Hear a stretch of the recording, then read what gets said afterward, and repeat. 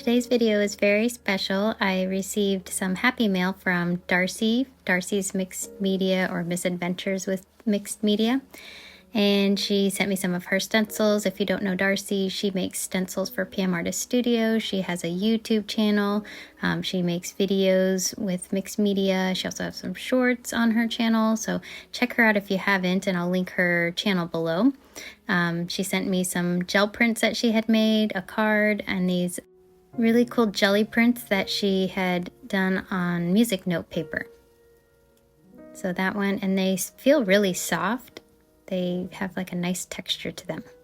I don't know if it's old paper or if it's the jelly printing. It might be the paint on top, but they look really cool. These are going to be really neat to incorporate into projects. And then she sent me this where she had already kind of drawn on this and sign, and there's a lot of texture in here, and the details in the back. So this looks really cool. Has the little edge on the top of it too that I like. And then this one has really cool colors. I like the blue, green, and then the like hints of copper on this one. Looks really neat, almost like leather. And then this one looks really cool too. This has like a really pretty blue color, and then some kind of coppery orange between the layers. It looks really beautiful. This is a really cool piece in person. So thank you, Darcy, for those if you're watching. And then these are the stencils that I'm going to be using in today's video that Darcy sent me. So this is her rose stencil, and this has kind of like roses at the top, but then what I thought to be leaves at the bottom. So that's how I interpreted those. I don't know if those are supposed to be petals or leaves. I guess it could go either way. But for today's video, I made those the leaves. And then there's this messy borders one. And then this one's really cool because it just has a lot of different markings that you can do either on your jelly plate, or you can do them after you're done jelly plate printing and do it with some paint over your prints. So this one's going to be really neat to play around with as well. So the dots on this one, I really like those circles. They look kind of like pebbles or rocks in the middle. All right, so, and then these are done on watercolor paper. So she gave me a couple large ones that are watercolor paper, which would be really cool to cut down and turn into something. So this is, I was looking for a light pink color of some pearl powder, and I forgot I had this box that I had picked up. It was on sale, and I remembered it had a different color pink than I already had. So it's called Blush. So I pulled that color out, and then there was this little brush that came in the set too. So I'm gonna try that brush, but I don't usually have good luck with those brushes. They tend to fall apart on me while I'm doing the jelly printing. I did clean my gel plate and made sure it was nice and sticky. The pearl powders tend to work best on a really clean gel plate versus if it's been covered in layers of paint that haven't come off yet. You can still use it, it's just you won't get as good of a stick to the plate as you would as on a clean plate. So I'm going in with just my different colors, starting with the gold in the middle, then some of the orange copper colored around the gold, and then just kind of working my way out with the pink, and then the blush will be the outer edge of the petals.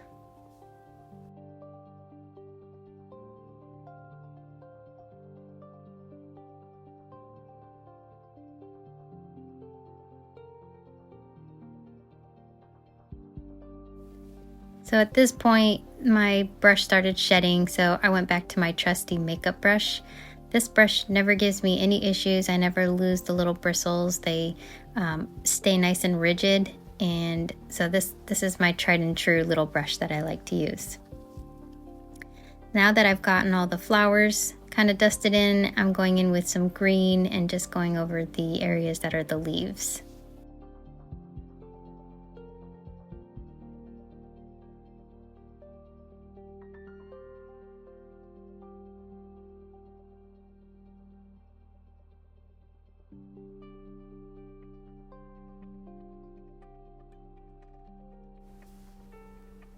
I want a really light pink color in these golden paints, and I created one by using my Titan Buff white color with just one drop of my red color.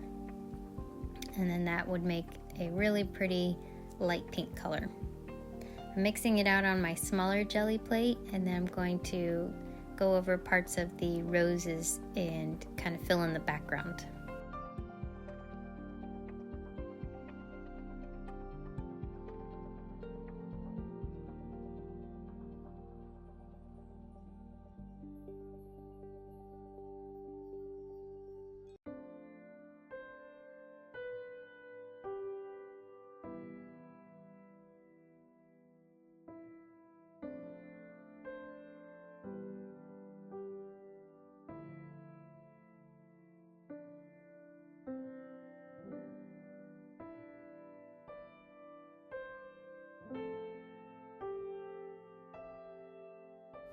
So now I'm taking the cool messy borders and I'm just kind of brayering over the top of it just to remove some of that paint in between and leave a little bit behind, but just to get a little bit of a better impression.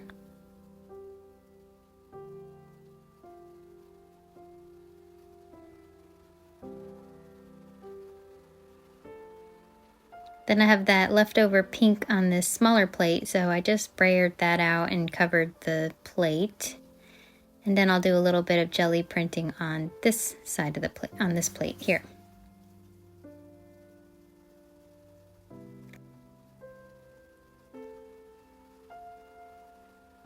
So I have my brayer off paper, and I'm just using the opposite side of that and just kind of pressing through to remove some of the flowers from between the stencil.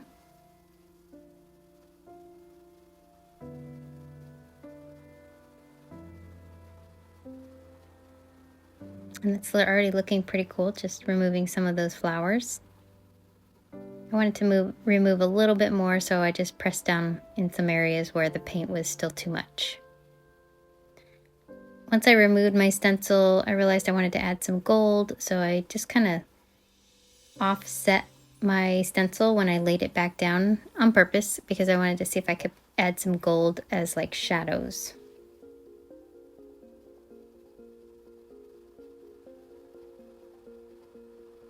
So this time I'm just brayering onto my brayer off sheet with the gold, and then I'll bring that over to the gel plate.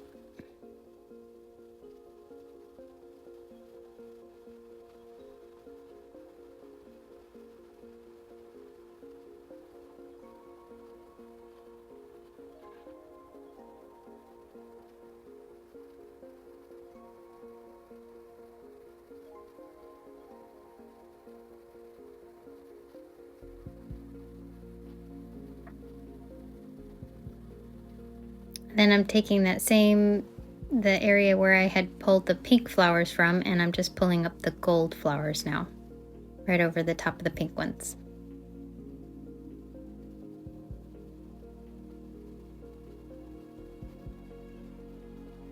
You can see it fills in the gaps a little bit.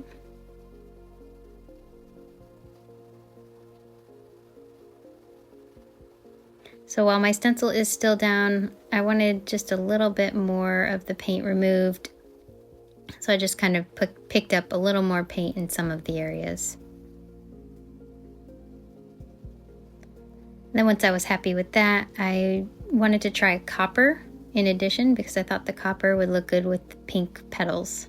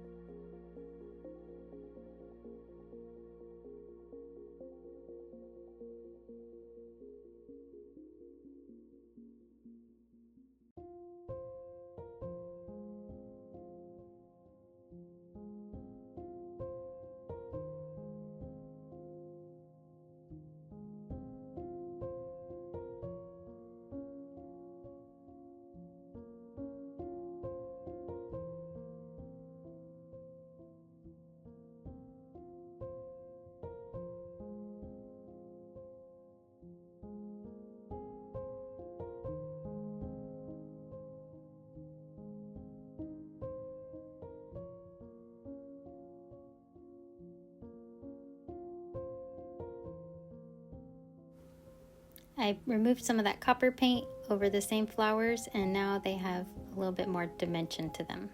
So that's already looking pretty cool. And I like the front part of this as well, the brayer off sheet.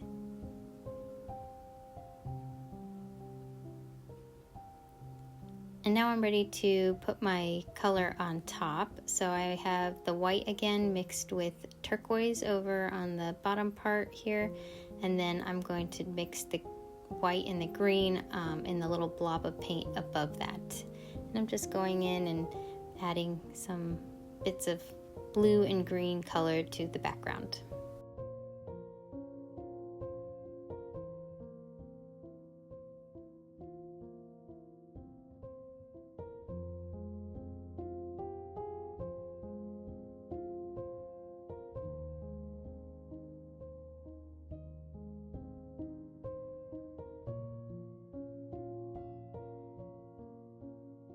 I really like those colors, so I mixed out a little bit more of each of those colors to put on my larger gel plate.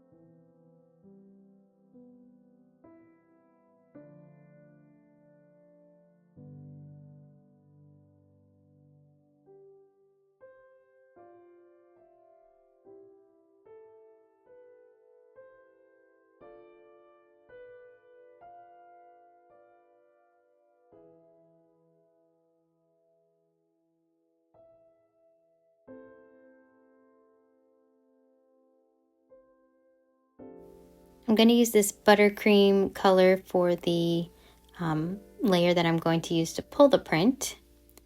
Patricia and Mariah at PM Artist Studio, they were talking about I think it was all these vanilla flavored colored paints, and it was making me hungry. And then I remembered I had a buttercream colored one, so I wanted to try that on this print. It's a really good color to have as a background.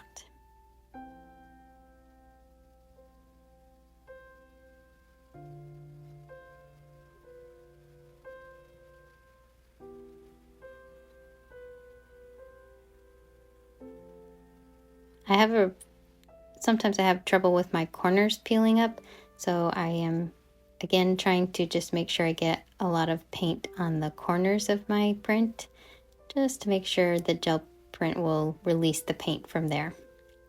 I'm using my half sheet for this smaller one, and I'm just picking mine up with copy paper. The small sheet is a cardstock piece cut in half, and then this larger sheet is copy paper or printer paper.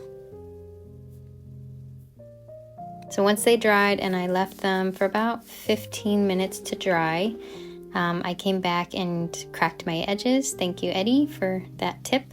And then I removed my piece here. So this is my smaller gel plate.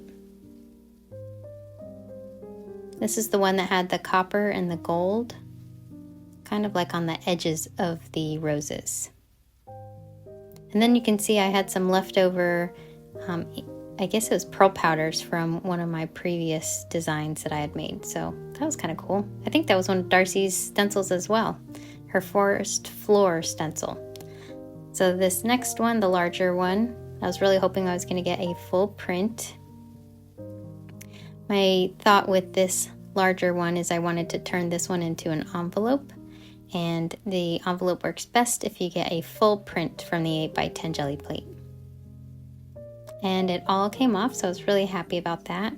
And the colors looked really good. They really pop against the blue background, and the flowers look dimensional with the yellow in the middle and then out to the pink on the edges. When I hold it up closely, you can even see those little wonky edges or the borders kind of shining through in the pink as well. So I think that this looks really cool. I'm really happy with this print. And then this other print looks really cool as well.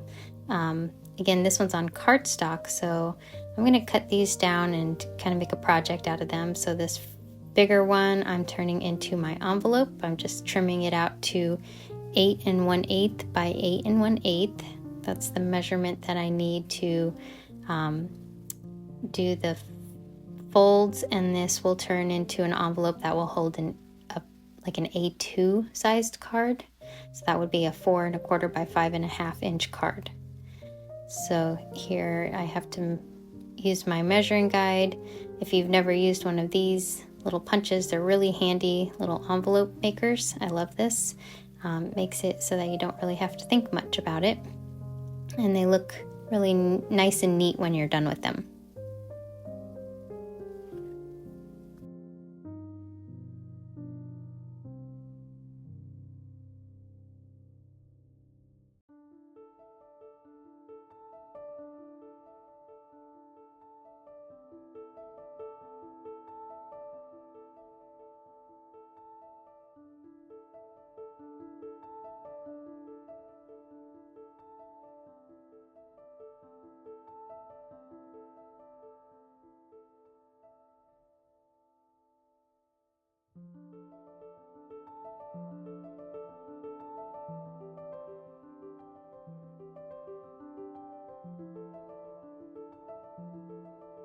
Now that I've had my folds all done and I've rounded my corners, I can start creasing my edges and kind of folding them all towards the middle where I had made my little score marks.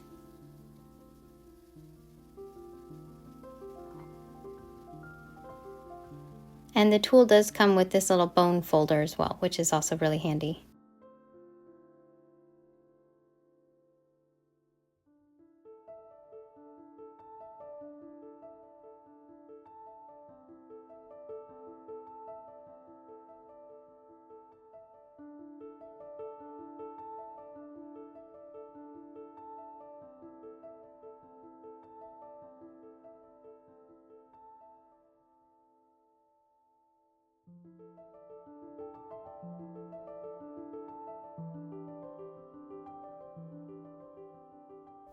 All right, so this is what the envelope's going to look like. You will have a little bit of a white border because the gel plate is 8 instead of 8 1/2. But that's okay, I don't mind that. You could always use paint and fill in those white spots if that bothers you. I do like to fold over the top part of my edge here just to make it a flat edge once I close up the envelope like this. And then just put a little bit of wet glue, and that completes the envelope. Now let's work on the card base. So I am going to turn this one into the front of a card.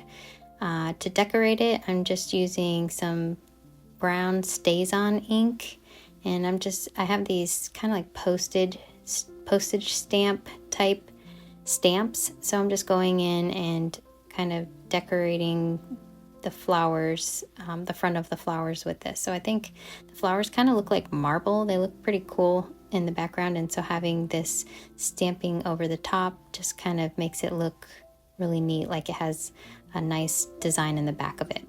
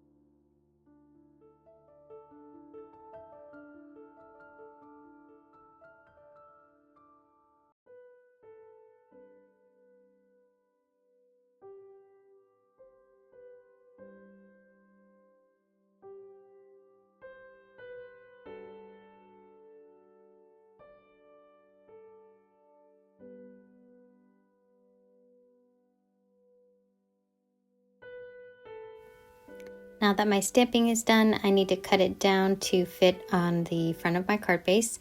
Because my card is 4 1/4 by 5 1/2, I'm going to cut this down to 4 1/8 by 5 1/4. For my sentiment on the card, I'm using some of my Versamark black ink and then some embossing powder in gold. And this is going to say, "Hello, just wanted to say thanks," with a little bird.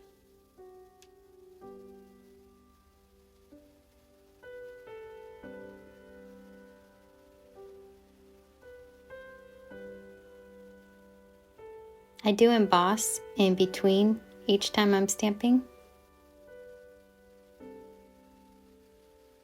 So looking at it, the gold was getting a little bit lost in the background, and so here is where I ruin my beautiful background. Sorry for anyone watching.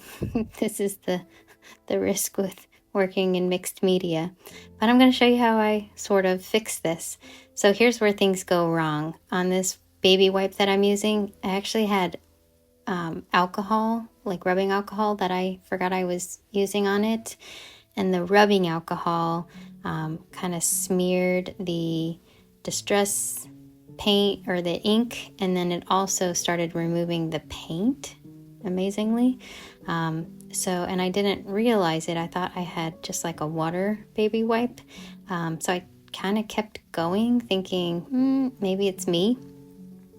But the more I kind of was trying to clean it up, the kind of messier it got. So here I'm trying to go in and fix it a little bit, and just the goal I had was to make the words kind of stand out from the background, but I felt like I was just kind of ruining the whole background.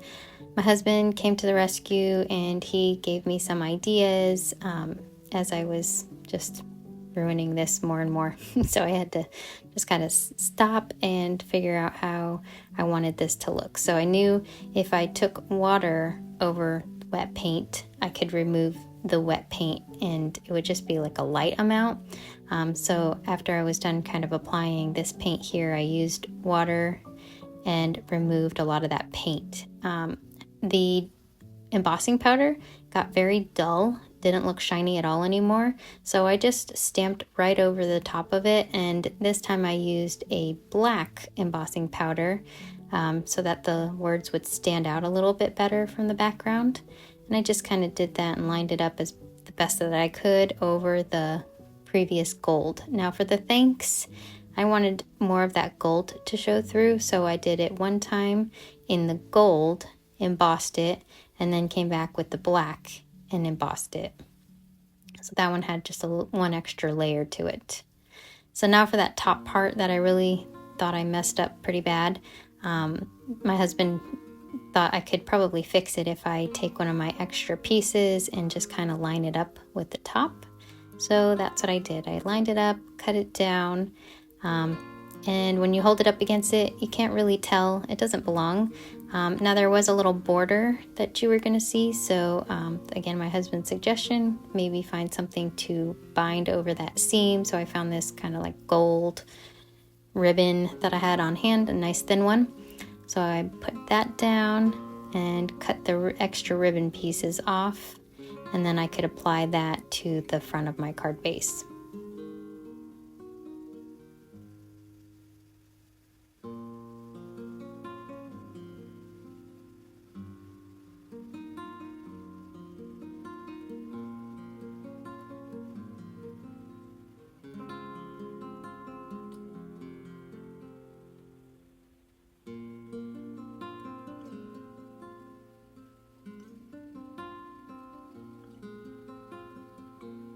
So that looks much more like it looked before I ruined it. So I was really happy with that. I felt like it was a little all one color. So that background that I had brayered off with the copper and the gold, I thought that was really pretty. So I just cut it down and used this kind of wavy border that I had. I actually got that from Dollar Tree in their craft section. And I just cut a smaller one out for the top and a little bit bigger one out for the bottom, and just kind of sandwich those so that it looked like it had a little more interest on the front of the card.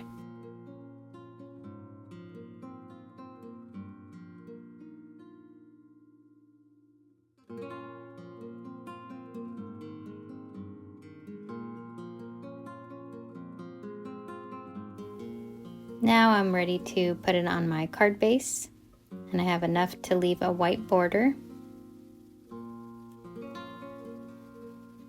And I wanted to decorate the inside just a little bit, so I had some of the leftover pieces that I jelly printed, and I just kind of stuck those on and trimmed away the excess and kind of created a similar design to what I had on the front, but just in a much smaller fashion.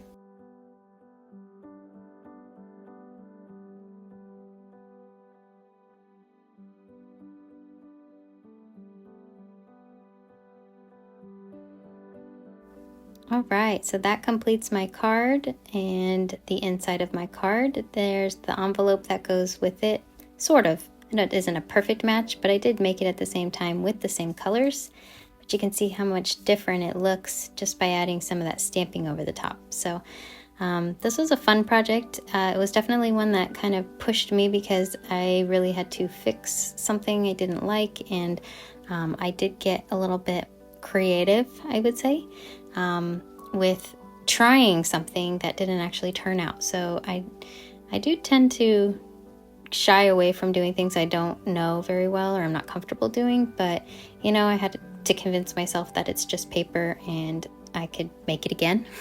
Even though in this case I didn't really make it again, but you know, I learned something I wouldn't do the next time. But at the end, it still looks good to me. I think it still turned out really nice and it has some interest to it. So hope you enjoyed watching, and I hope to see you in the next video. Thanks for stopping by. Happy crafting.